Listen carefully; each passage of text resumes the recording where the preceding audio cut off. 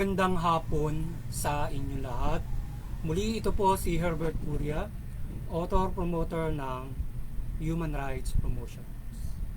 Ang boses ng Human Rights Promotions sa malayang demokrasyang ito kakibat ang ating pananalig sa ating banal na Panginoon Diyos, banal na Panginoon Kristo, at gabayan ng kaliwanagan ni Banal na Santa Maria mula sa isyong ating nakalap at nagbabantay sa mabuting pamamahala, patas ng hustisya at karapatang pantao ay hinggil sa issue ng ASEAN leaders seek end to Middle East conflict and reopening of Hormuz. Support Asian leadership joint statement on Middle East peace. Yeah. Ang 48 Asian Summit leaders issued statement hinggil sa digmaan sa Middle East na nais nila na ang magkabilang panig ay magtigil sa digmaan at harapin ang kapayapaan at diplomasyang usapan. Ang Israel at Iran, gayon din ang Estados Unidos, at kanilang buksang muli ang Strait of Hormuz. So ito yung ating tinungyang issue ngayon, yung ASEAN Summit na ginaganap ngayon na kung saan ay nagkaroon sila ng joint statement yung bawat mga liderato ng bansang ASEAN hinggil doon sa Middle East conflict.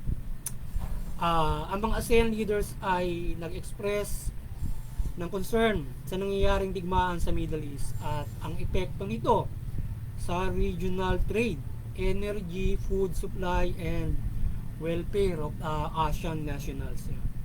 So ngayon ang Human Rights Promotions ay maring sumusuporta sa mabuting pamamahala, patas ng hustisya at karapatang pantao. Sa isyong ito, ng ASEAN leaders seek end to Middle East conflict and reopening of Hormuz. We support ASEAN leadership joint statement on Middle East peace. Yeah. So may iting nating sinusuportahan at hinihikayat ang sambayan ng Pilipino na suportahan ang ASEAN Summit leaderships sa kanilang pagkakaisa na pagpapairal ng kapayapaan sa Middle East at muling pagbubukas ng yung Strait of Hormuz. Yan. So tayo ay ang Human Rights Promotions ay may ting na sinusuportahan yung joint statement ng ASEAN leadership at ating hinikayat ng lipunong Pilipino at syempre ang international community ang ASEAN community na suportahan itong ating ASEAN leadership sa kanilang joint statement para sa cease of hostilities ng digmaan sa Middle East at magkaroon ng peace talk or diplomatic na pag-uusap.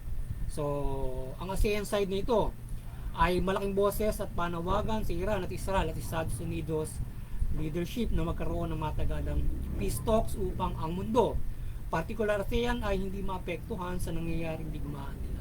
So yung malaking boses yung ating ASEAN dito sa ating rehiyon na ito na hinggil dito sa nangyayari sa Middle East. So sana ito ay pakinggan nitong liderato nitong mga naglalaban ng bansang ito. At ito ay hindi makapekto dito sa buong mundo, particular dito sa Asia. So, ang ekonomiya at security ng bansa ay nalalagay sa peligro at apektado ng nasabing digmaan. At nararapat lamang na ang mga bansang Iran at Israel at Estados Unidos ay mag-usap sa kapayapaan at resolbahin ito sa diplomasyang pag-uusap. So, yun. So ngayon yung Board of Peace na binuo ni President Trump ay dapat na magkaisa sa pagpapairal ng kapayapaan sa mundo at kanilang ipaalala kay President Trump ang layunin ng Board of Peace na kanilang binuo. At sa halip na magpairal siya ng kapayapaan ay tila nakadagdag pa siya sa digmaan sa iba't ibang parte ng mundo. So yung Board of Peace ni Pangulong Trump doon sa Estados Unidos, nito mga nakaraang mga panahon ay nagbuo siya ng Board of Peace, yung isang summit yun. So sana yung mga binuo niya roon ng mga liderato, mga bansa ay magbuklod siya, ipaalala nila kay President Trump yung ginagawa niya ngayon na pairalin niya yung binuo niya sa Board of Peace, magpairal ng kapayapaan sa buong mundo. Mukhang tila yata sumasalungat doon sa kanyang Board of Peace yung ginagawa niya ngayon sa Iran at ginagawa ng Israel sa Iran at mga karatig nitong mga kalaban. So sana ay ipaalala niya kay Pangulong Trump ng Estados Unidos na pairalin sa Board of Peace yung kapayapaan sa mundo, particular dito sa nangyayaring bansa ito. Sana ay pangunahin niyang gawin ay ang kapayapaan, ano man itong usapin o issue niya dito sa bansang ito, sa Iran, ay kanyang diplomasya ko usapin niya hinggil doon sa kanyang issue na nais na gawin ng Iran at hindi patuloy na digmain ito. So sana mapairal lang yung Board of Peace niya yung kapayapaan sa mundo, particular dito. At mapaalala ng mga bansang kanyang binuo yung kanyang ginagawa. So naway magabayan ni Banala Santa Maria ang Board of Peace ni President Trump upang ito ay maging tunay na tagapagpairal ng kapayapaan sa mundo. Gayon din ang ASEAN leadership na magtaguyod ng kapayapaan sa mundo, maging ang United Nations ay gabayan ng ating Banala Santa Maria na makapagpairal ng kapayapaan sa mundo at hindi nagkakaroon ng ganitong digmaan at nagkakaroon ng suffering yung mga mamamayan nila, mga nadadamay doon sa kanilang digmaan, at particular siyempre ang buong mundo ay apektado ng mga ganyan klase ng mga digmaan, kagaya ng mga hinaing ng ASEAN na ito ay apektado ang enerhiya, food supply, etc. etc. So sana ay magabayan ang yung mga bansang yung leadership ng bansang ito at sila ay mag-usap sa peace table at maging yung Board of Peace ni Pangulong Trump para ipaalala sa kanya yung kanyang magpaigting sila ng kapayapaan sa mundo. At sa ibang impormasyon naman na ating nakalap ay itong issue ng investigasyon ni Senator Pampilo Lacson sa Senado sa kanyang Blue Ribbon Committee na pag-ibayuhin niya ang kanyang pag-imbestiga sa mga pangunahin at may mamalaking pangungurap na nagagawa mula sa paggamit ng ahensya ng DPWH on flood control mess. Palang yan. So yan. So may imbestiga ni Senator Lacson ang trail nitong korupsyon na ito sa DPWH, particular sa flood control anomalies. So hindi lamang ito usapin ng DPWH officials at contractors, kundi ang mga nasabing mambabatas at iba't ibang mga kibat na secretaries na may kinalaman sa paggawa ng budget ng DPWH. So yung bawat flood control project goes o hindi ay may ugnay sa mga politikong nihirit niyan sa DPWH. So sana pag-ibayuhin ni Senator Lacson doon sa kanyang Blue Ribbon Committee, pag-iimbestiga doon sa mga malalaking involved from yung mga sabi niya ay ito ay maaaring walang definidong yung pinakang pinuno. So pero ito ay mga iba't ibang mga kanya-kanyang diskarte. So ngayon ay kung ito man ay kanya-kanyang diskarte, mayroon pa rin mga ilang mga pinagdaraan kagaya ng sa appropriations sa paggagawa ng mga pondo. So ngayon kung sino yung mga involved na mga humihirit ng mga proyekto sa DPWH, nagpapa-insert, o sana maimbestigahan niya mabuti yan para mapanagot yung mga congressman na yon ng mga tiwali. Particular yung yung Saldi, kung maimbestigahan niya mabuti yon, ano yung kanyang partisipasyon, paano napapayagan yung mga insertion na yan, yung lumilini na yan ng mga proyekto at mga budget na yan sa appropriation, para magkaroon ng pondo at marilisan yan at nakalulusot yan. At sino-sino yung malalaking mga lumalapis sa kanya para mapalusutan yan at kakiba din siya, syempre. Hindi po pwedeng lulusot sa kanya nang wala siyang cut dyan, syempre, o wala siyang ginagawang kabalbalan din dyan. Kagaya nung inimbestigan sa kanya na mayroon siyang sariling contracting o contractor na kumpanya. So kaya tingnan mabuti yung kanya, imbestigahan mabuti yan. At iba't ibang mga individual na mga congressman na humihirit o maging senador na humihirit doon sa DPWH para mag-insert para sa proyekto. Yan. Lalo na yung malalaki, di ba? So hindi lang kasi usapin niya nung contractor DPWH kasi para sila ay maggawa ng kagaya nung na-discover sa Bulacan na gumawa ng ghost project. Tapos ay uusap sila ng mga kontraktor. So iba pa siguro yon.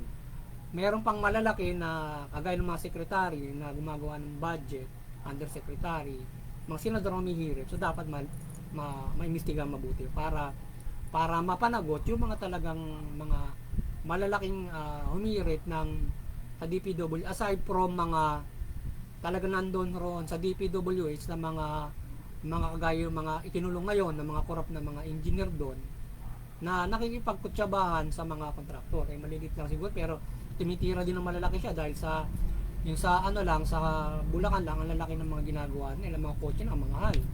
Talagang tumitira sila ng mga malalaking pera. So lalong-lalo na doon sa yung mga yung mga humihirit sa kanila ng mga dahil ilan sila nahihiritan doon kaya napakarami ng kanila nakukulit na pera doon. So kaya kaya dapat malinis yung DPWA sa corruption tsaka yung mga humihirit ng mga congressman para baril. So yun.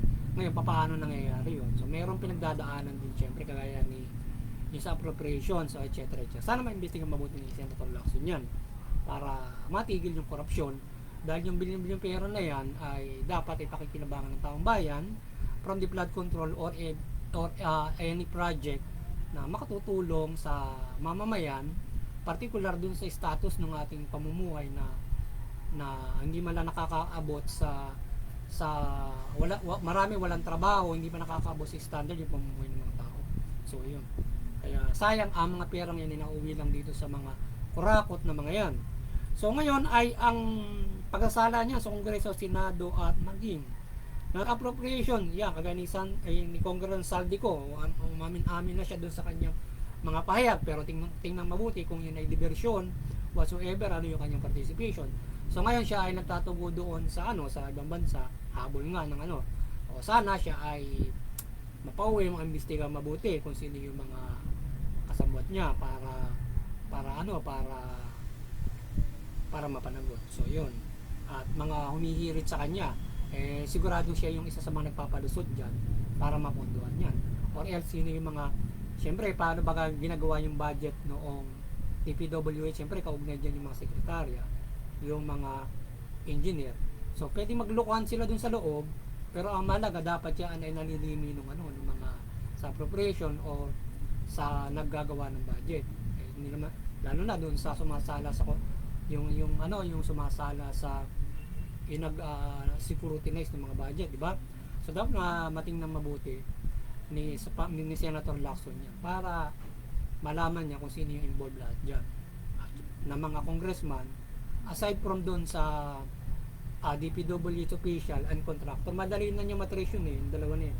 Pero yung nag-aano sa kanya, yun. Kagaya merong yung mga engineer ng DPWH, meron silang isinisiwalat na mga kaugnay na mga congressman at saka mga sekretarya. So dahil hindi lang sila yung involved with the contractor para gumawa ng katarantaduhan sa flood control, kundi mayroong malaking papagawa sa lalo na yung flood control ghost project aside from mga ilaw na proyekto.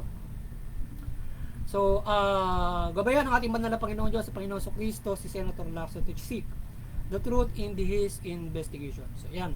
Muli, maliwanagan ang ating banal na Santa Maria, ang sambayan ng Pilipino. Mula pamahalaan at mamamayang Pilipino, yung pamahalaan, mamahala ng mabuti, matuwid, tugunin yung karapatan ng tao, patas na hustisya. Iwasan yung korupsyon, katiwalian, pang-abuso, pang-oppress ng mga tao. Yung mamamayan naman, iwasan yung paglaban sa pamahalaan, paglabag sa batas. At sumunod sa pamahalaan. At suportahan yung mabuting pamamahala, patas ng hustisya, karapatang pantao. Sa gayon, makikilabang tayong lahat, mamumuhay tayo ng mapayapa, maunlad. Higit sa lahat, makakapanampalataya tayo sa ating banal na Panginoon Diyos, mula sa ating Panginoon Kristo, magkaroon tayo ng magandang kaligtasang spiritual at mahusay na mas mahusay na pamumuhay sa basbas ng ating Panginoon Diyos. Muli, magandang hapon sa inyo lahat. Sana nakapagsuboses na naman ang Human Rights Promotion sa linggong ito. Hinggil dito sa ating tinungayang issue ngayon, hinggil dito sa session statement ng ating mga leaders at dito sa flood control investigation. Magandang hapon sa inyo lahat at God bless you.